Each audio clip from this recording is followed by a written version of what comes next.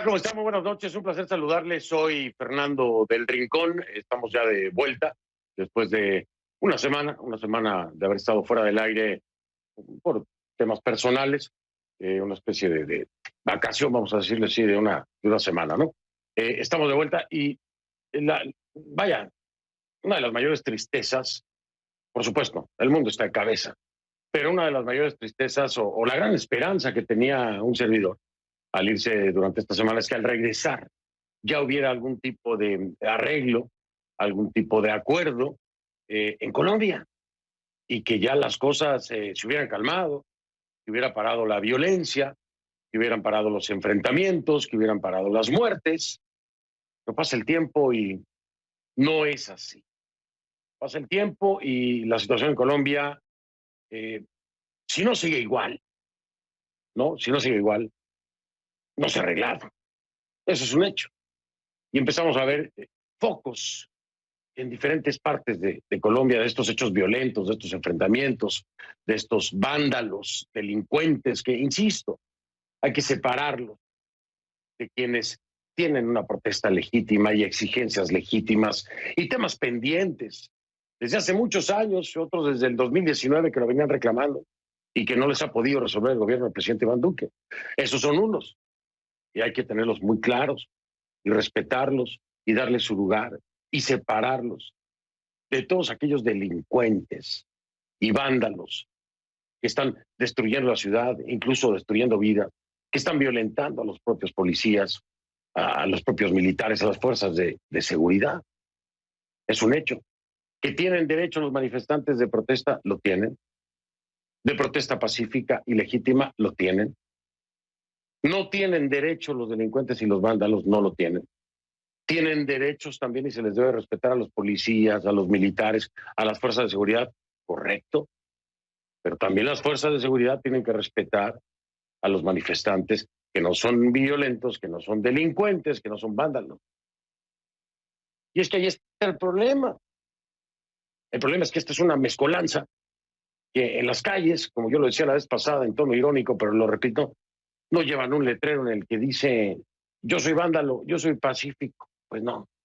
Y cuando se trata de abordar por igual, a aquellos que salen a las calles, es que vemos resultados terribles y trágicos. En efecto, estos actos violentos no deben ocurrir, por supuesto que no, deben ser castigados con todo el rigor de la ley, ¿sí? De acuerdo a proceso, de acuerdo a derecho. Pero de la misma forma, aquellos elementos de seguridad y de la fuerza pública que se han pasado de la raya, también deben ser ubicados en un contexto de derecho y de respeto a derechos humanos.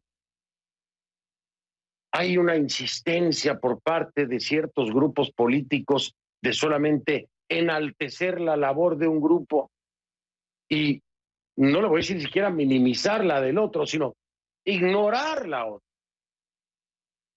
Todos son colombianos y no se puede ignorar a unos y ensalzar a otros, porque desde ahí ellos mismos están propiciando la división. Porque mientras no se asuman todos colombianos en la búsqueda de una solución, desde el frente político, para tratar de tapar o de minimizar a la otra parte, no se va a llegar a ningún lado. Y por supuesto que esto es más leña al fuego, porque irrita y sigue irritando. Cuando a alguien se le ignora, empieza a gritar. Y cuando después de los gritos no se le escucha, vienen manotazos. Pero ya estas imágenes que vemos de incendios y de hechos tan violentos no tienen razón de ser. Estos, le digo una cosa, no sé si sean colombianos, yo no sé si sean colombianos, porque destruir su propio patrimonio no tiene ningún sentido, ¿no? No tiene ni pies ni cabeza.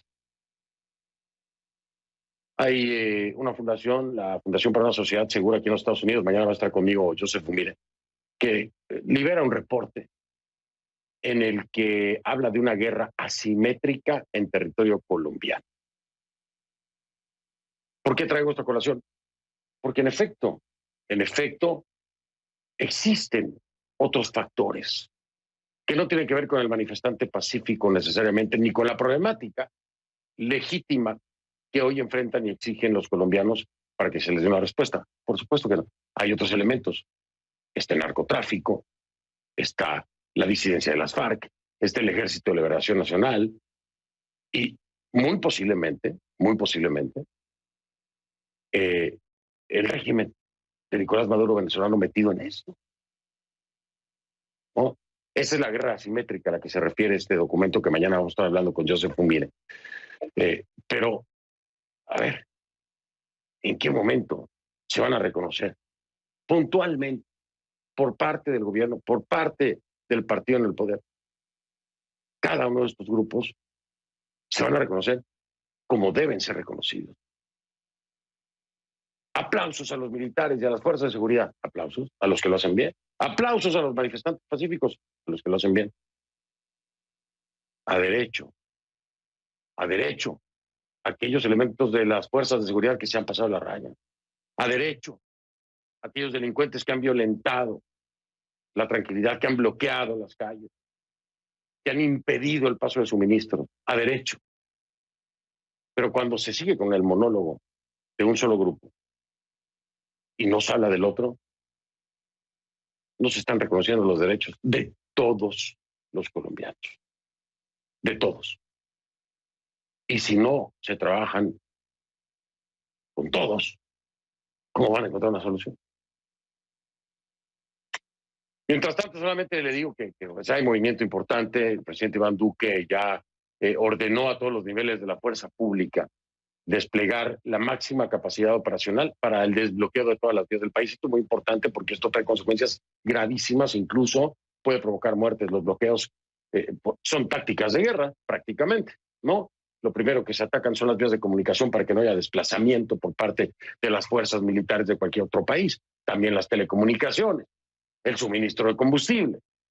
Ojo, que aquí hay elementos muy delicados, que apuntan a cosas, y no digo que sea así, pero son elementos que caen dentro de una categoría de guerrilla urbana, por ejemplo. ¿Quién la está organizando? Si es que la está organizando o no. ¿Qué determina el gobierno? No lo sé todavía, no lo tienen claro, ni lo tenemos claro. Lo que sí está claro, Iván Duque, que esta fuerza será aplicada para recuperar movilidad y debe ejercerse, lo subrayo, dentro de la proporcionalidad y del estricto cumplimiento de los derechos humanos. Según Iván Duque, detrás de muchos de esos bloqueos hay un claro interés criminal de afectar y sabotear la economía y el desarrollo social de las poblaciones. Escuchen. Hemos dado instrucciones a todos los niveles de fuerza pública para que en los territorios de Colombia, con alcaldes y gobernadores, desplieguen su máxima capacidad operacional para que dentro de la proporcionalidad y dentro del estricto cumplimiento de los derechos humanos y su protección, le permitan a todos los colombianos recuperar la movilidad, recuperar el bienestar. Y por eso hago un llamado a todas las familias colombianas, para que así como debemos darle todo el respaldo a la fuerza pública para proteger los derechos de todos, también mantengamos siempre toda la exigencia para que en el desarrollo de sus funciones cumplan, protejan y tutelen todos los derechos humanos. Nuestra fuerza pública está hoy en el territorio para proteger a los ciudadanos. Y también somos claros que cualquier desafuero, cualquier violación a la Constitución y la ley, por supuesto, se censura categóricamente. Antes de iniciarse el diálogo este lunes entre el Comité del Paro y las autoridades gubernamentales, se desató una serie de incidentes que dejaron un saldo de un muerto y 22 heridos. Estamos hablando de Jumbo, esto es en el Valle del Cauca. Ya el domingo hubo enfrentamientos y disturbios, y este lunes continuaron cuando personas no identificadas atacaron un cajero automático y 2 estaciones de servicio con explosivos. Bueno, según por supuesto la policía local, ¿no? A todo esto el gobierno nacional entonces convocó a la activación de la mesa de evaluación de garantías para manifestaciones públicas con la intención, dicen, de procurar que se lleve a cabo este derecho. Esta instancia tiene la facultad de proponer un mecanismo de diálogo, aún en el marco de una protesta. Y por otro lado, la Fiscalía General de Colombia informó que han priorizado las investigaciones para judicializar a los responsables de los delitos que fueron cometidos contra una menor de edad y un joven de 22 años en la ciudad de Popayán, en el departamento del Cauca, donde, como vimos, bueno, el fin de semana se registraron disturbios, hechos violentos, viernes, sábado. De hecho, la Procuraduría General abrió un expediente contra varios policías tras denuncias de una presunta agresión sexual a una joven de 17 años que se quitó la vida un día después de ser retenida. La detención de la joven ocurrió el miércoles en el marco de las protestas y, según imágenes captadas por el medio local Red Alterna, varios agentes intentan detener a la chica y luego se observa que entre 2 y 4 policías la sostienen, la cargan y la ingresan en una unidad de reacción inmediata. Este es un hecho que ha provocado reacciones, por supuesto, muy intensas. Le repito, ocurre en Popayán. No se ha podido determinar con certeza que la muerte de esta muchacha, el suicidio de esta muchacha, como lo vayan a determinar las autoridades, esté necesariamente vinculado a la detención, pero hay muchos indicios de lo mismo. Es una investigación en curso que tiene que ser determinada con certeza y ajustada completamente a derecho. Lo cierto es que otra muerte más que lamentar, esa es la realidad. De hecho, voy a marcar una pausa, si usted me lo permite, para regresar entonces con Lisette Montero, que es abogada y defensora de derechos humanos en Colombia. Ella tiene datos importantes, precisamente de este caso del que le estoy hablando, de esta joven que es detenida y un día después se quita la vida. En fin, vamos a hacer la pausa y regresamos entonces.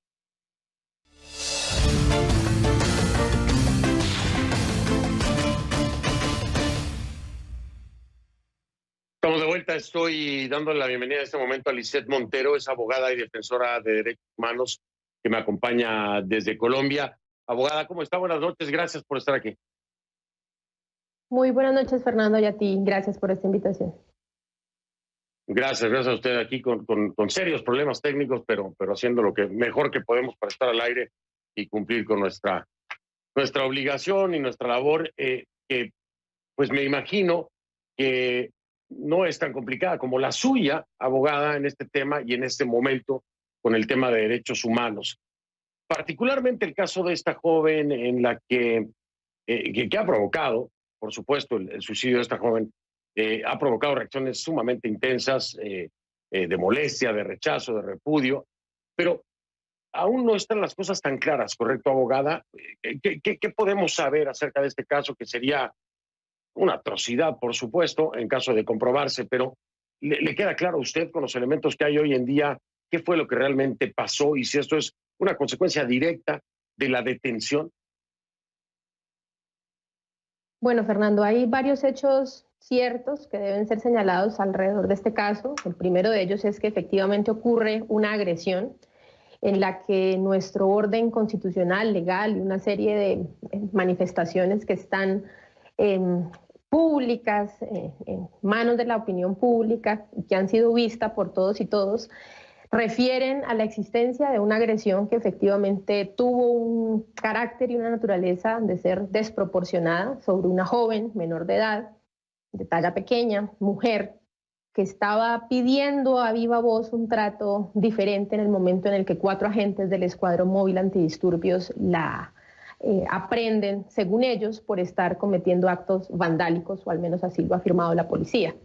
Y el otro hecho cierto es el de su muerte, que todo parece indicar es consistente con el mecanismo causal del suicidio, y digo parece indicar porque no tenemos el dictamen médico legal que así lo confirme, y en ese sentido hay un manto de duda que sigue aún hoy existiendo y que será parte del curso investigativo tanto en el ámbito penal como disciplinario, y es la posible relación o el nexo causal que pueda ser efectivamente probado entre la agresión que sufre la menor, que consideramos los defensores y defensoras de derechos humanos como desproporcionada e ilegal, y el resultado final, que es el de la muerte de esta menor. Sin embargo, este no es el único hecho de esta naturaleza que se presenta ese mismo día, porque casi con minutos de diferencia, otra joven de 18 años, que también ingresó a la URI junto con esta otra menor, fue agredida con unas características muy similares en que pues, la connotación de la agresión es claramente sexual.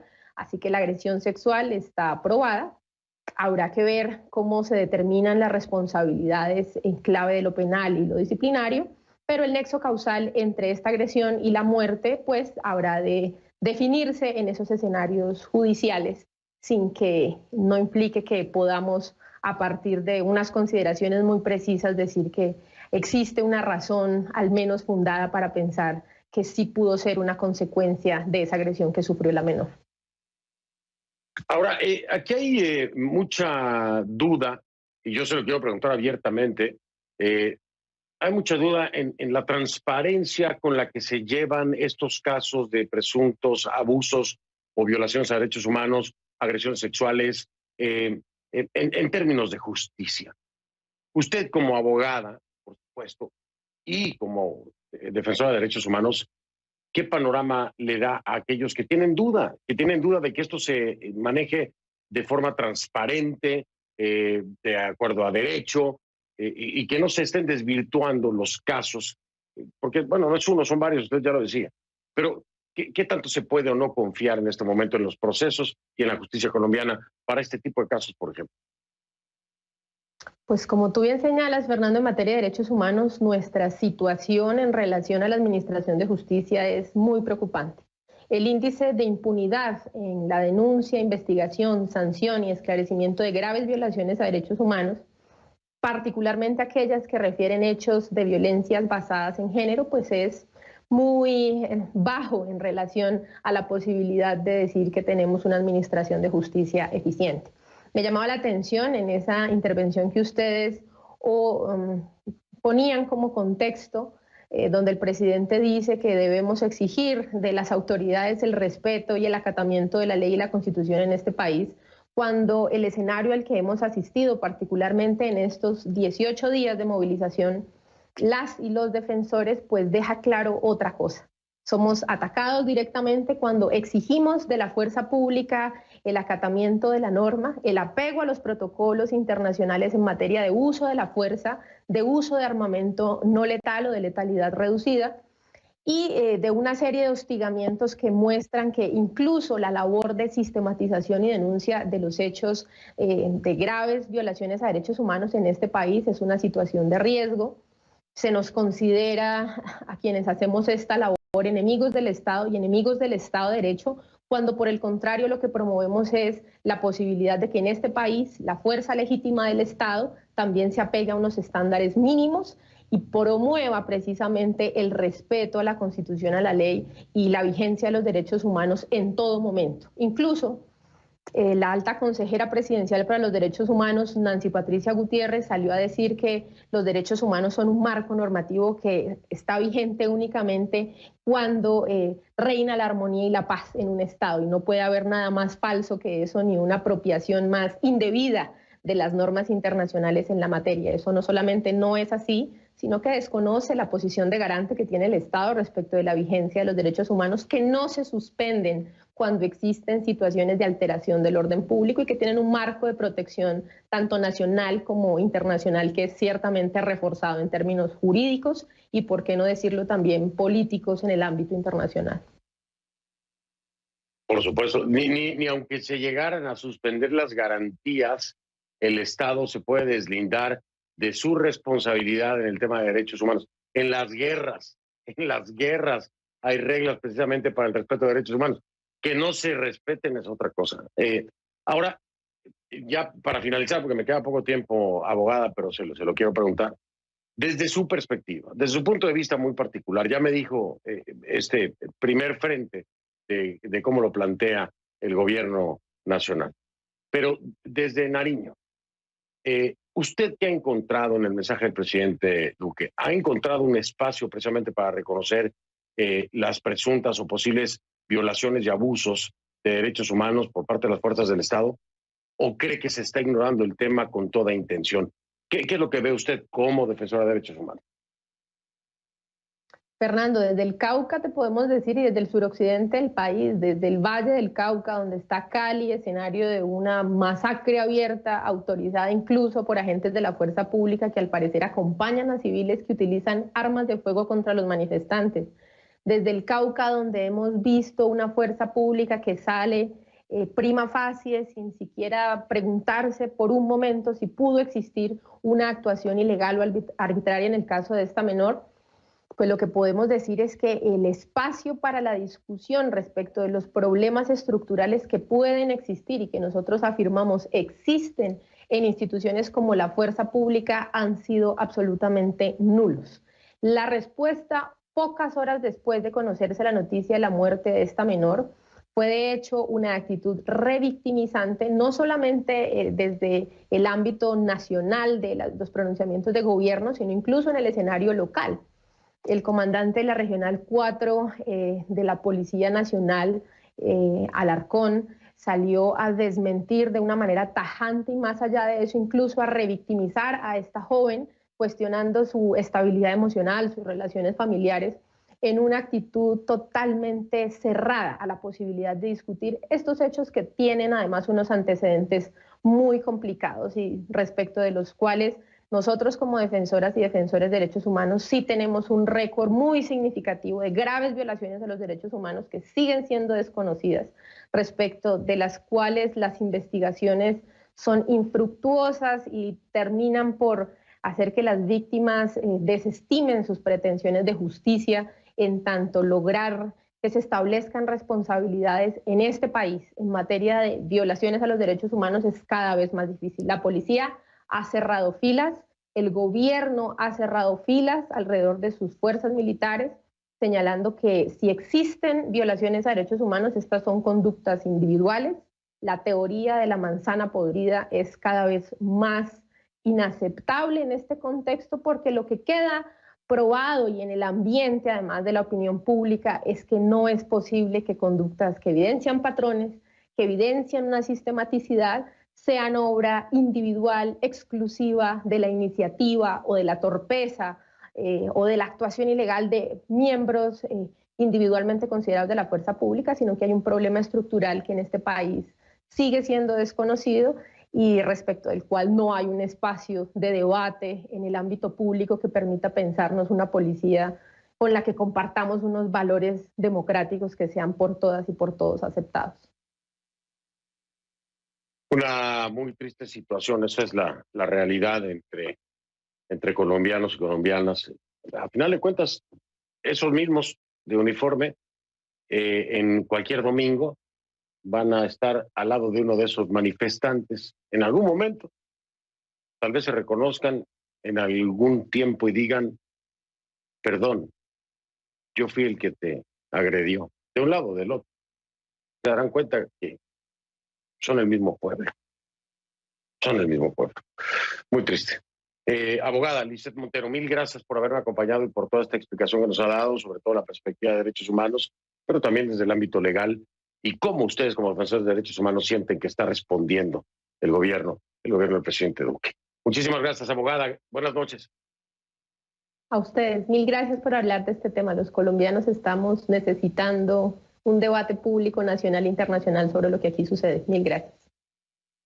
Y estamos muy conscientes, bueno, al menos yo estoy muy consciente, por eso lo hago y lo seguiré haciendo hasta que se logre entender lo que hay que entender. Gracias, abogada. Antes de irme, permítame, allá en casa, acaba de llegar un comunicado del Comité Nacional del Paro, ¿no? Ojo, este es un comunicado unilateral del Comité Nacional del Paro, en el que aseguran que el gobierno de Duque no quiere negociar, dice, se niega a brindar garantías. Nada más la entrada, porque no tengo el tiempo de leerlo todo, dice, oye, esperábamos una respuesta a nuestras exigencias de garantías para la protesta, para poder dar inicio a la negociación, y el gobierno dijo no a todo, e incluso sobre varios temas no se refirió. La verdadera respuesta que hemos recibido hoy ha sido la brutal violencia policial desatada desde anoche en Jumbo, con al menos 2 asesinatos, 24 heridos y 18 desaparecidos.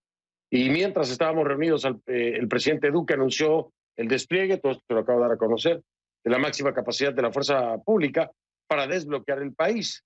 La respuesta a las garantías es la de tierra arrasada contra el paro nacional. Y de ahí continúa este comunicado. Le repito, es un comunicado unilateral. ¿Por qué digo unilateral? Porque no tengo la parte o la respuesta del gobierno del presidente Duque a este comunicado del Comité Nacional del Paro. Así que esto es obviamente delicado, se lo estoy dando unilateralmente por parte del Comité Nacional del Paro, porque lo que nos dice prácticamente es que aquí no se ha avanzado, el diálogo no ha servido para nada y lo que hay son más quejas. A ver, déjame ver que Julián Zamora. Sí, bueno, anuncian también que el paro continúa.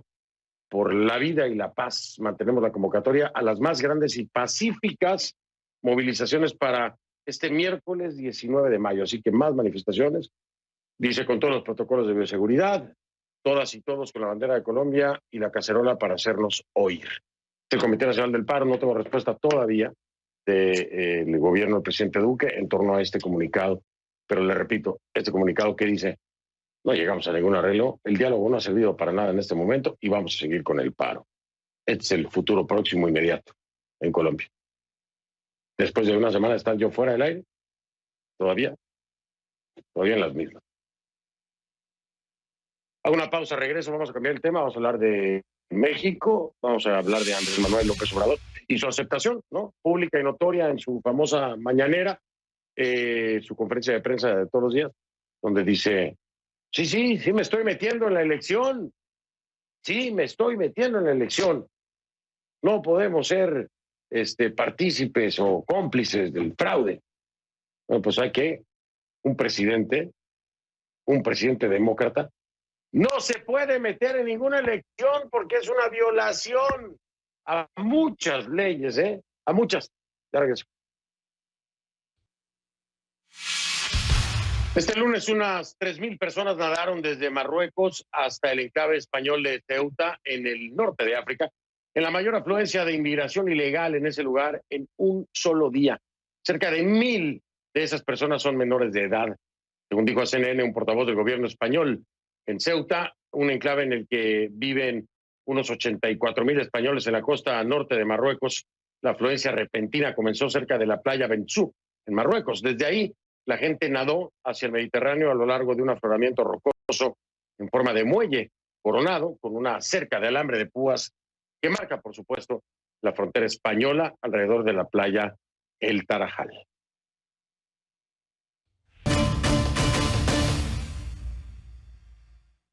Te pido que a partir de este momento me acompañe utilizando la etiqueta ConcluAMLO-ELEX. El hashtag es ConcluAMLO de Andrés Manuel López Obrador, ELEX de elecciones.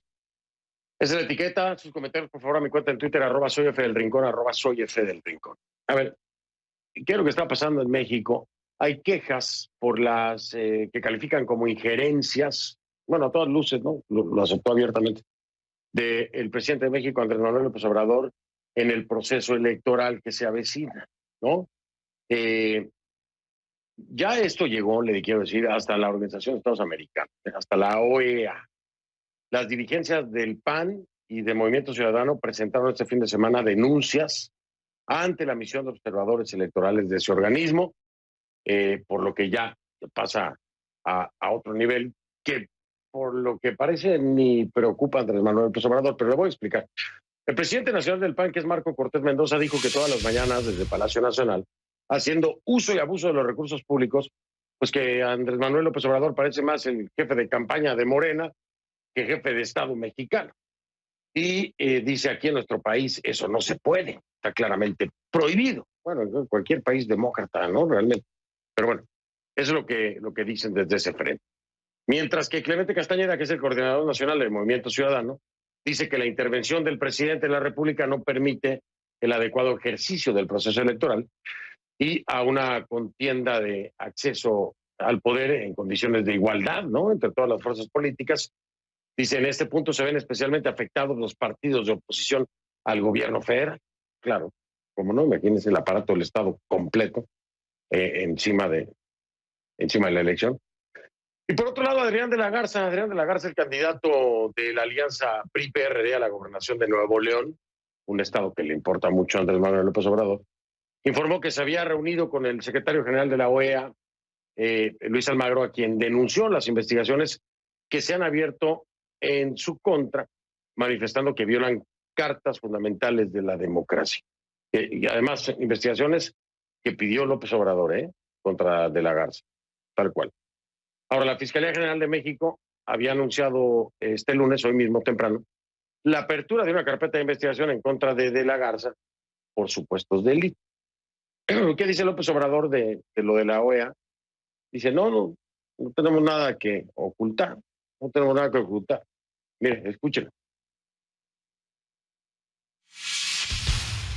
Mire, nosotros no tenemos nada que ocultar. Nosotros estamos luchando por la democracia, queremos la transformación del país, estamos en contra de la corrupción y puede venir cualquier organización. Están las puertas abiertas.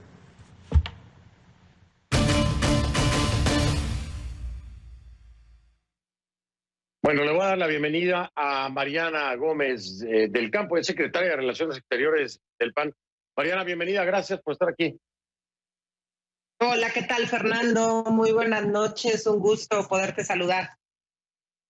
Al contrario, el gusto es mío. Oye, Mariana, pero, a ver, muy claro, ¿no? Dice Andrés Manuel López Obrador, claro que tengo que ver en la elección, y además acepta que él fue el que denunció o pidió la investigación en contra de Samuel García y de Adrián de la Garza por presuntos delitos electorales.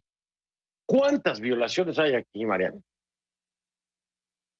Mira, es increíble cómo todas las mañanas, Fernando, el presidente de México violenta la Constitución, las leyes, no le importa en lo absoluto que tengamos un proceso electoral en puerta, el proceso electoral más importante en la historia de México, porque se están eligiendo, imagínate tú, más de 22,000 cargos de elección popular, están en la batalla, 15 gubernaturas, el Congreso de la Unión, que bueno, me parece fundamental decir que la Cámara de Diputados cambia en este proceso electoral, estamos hablando de lo que hoy es la mayor disputa, los 500 diputados quienes estarán integrando la próxima Cámara de Diputados. Por eso es tan importante en este México en donde tenemos un presidente que no respeta la ley, que no respeta la Constitución, que quiere destruir al Instituto Nacional Electoral. Y te lo digo de esta manera porque no podíamos dejar de denunciar ante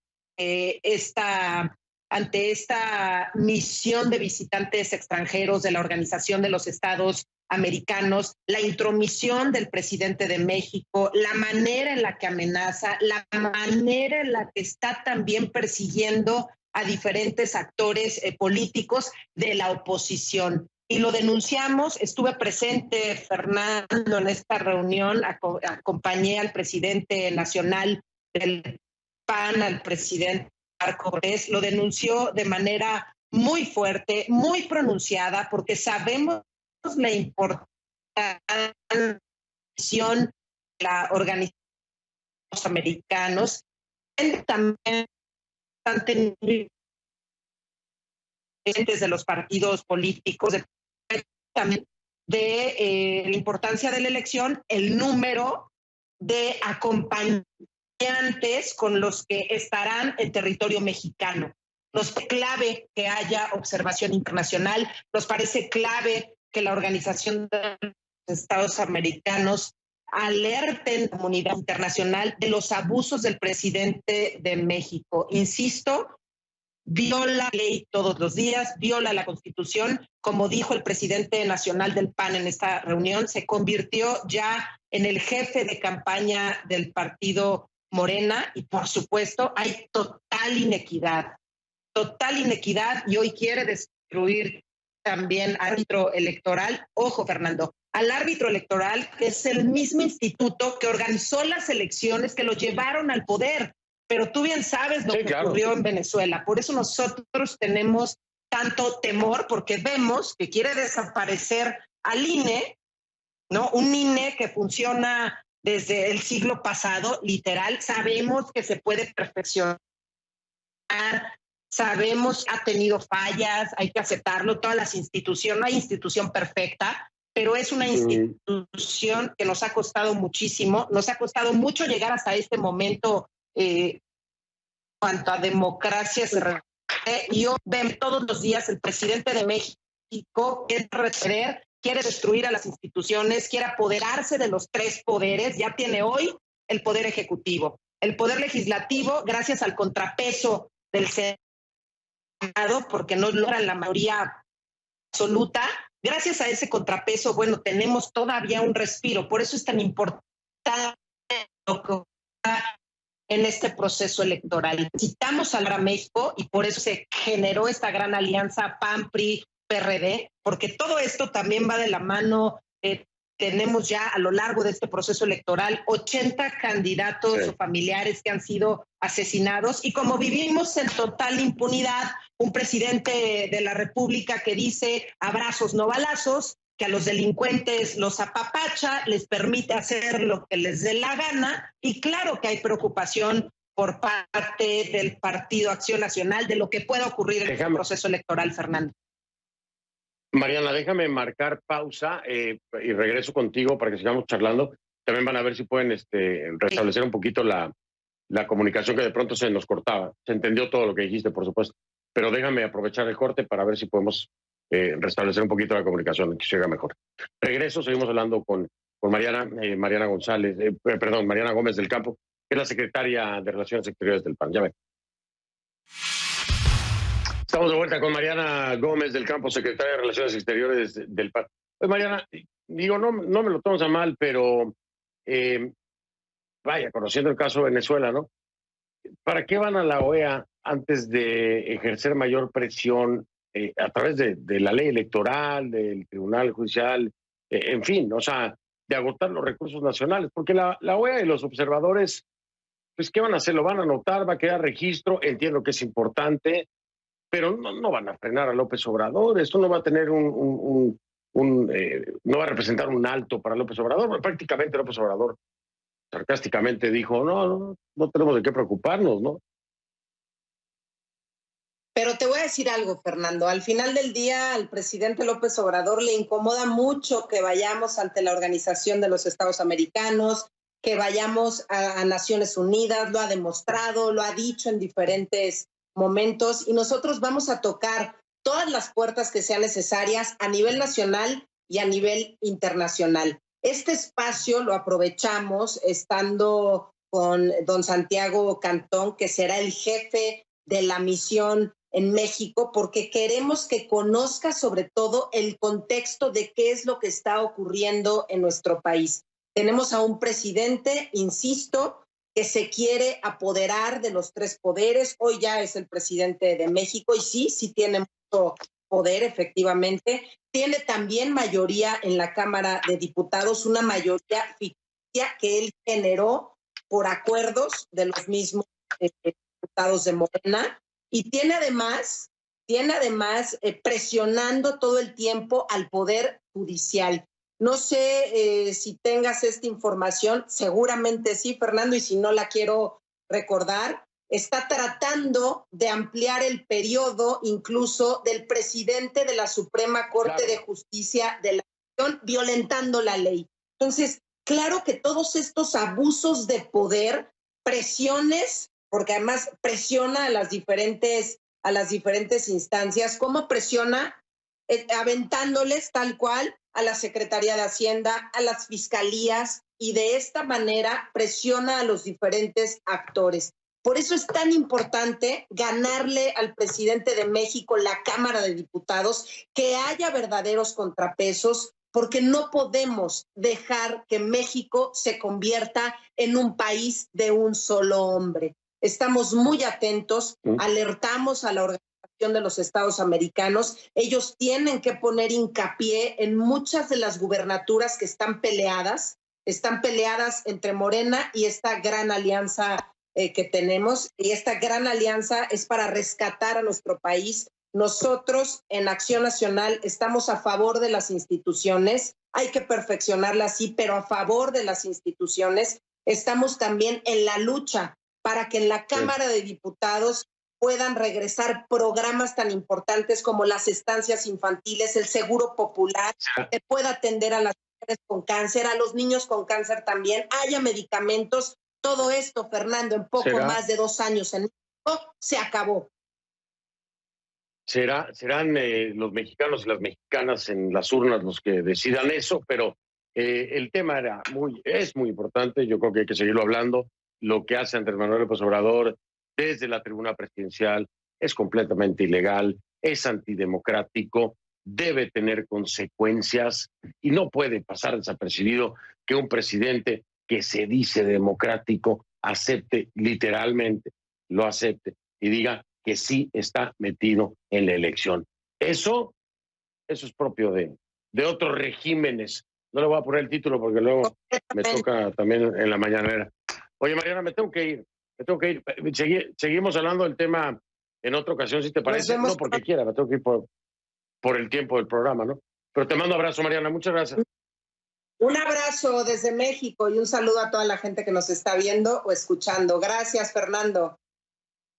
Gracias a ti, gracias a Mariana. Mariana Gómez del Campo, secretaria de Relaciones Exteriores del PAN, me acompañó. Hago una pausa y ya regreso. F del Rincón es la cuenta en Instagram, ahí estoy a sus órdenes. F del Rincón en Instagram. Ahí nos vemos. Soy Fernando del Rincón, gracias. Lo veo mañana. Le prometo que ya mañana esta tecnología queda bien. Ya, le pido una disculpa, ¿no? Pero bueno, ahí lo veo mañana.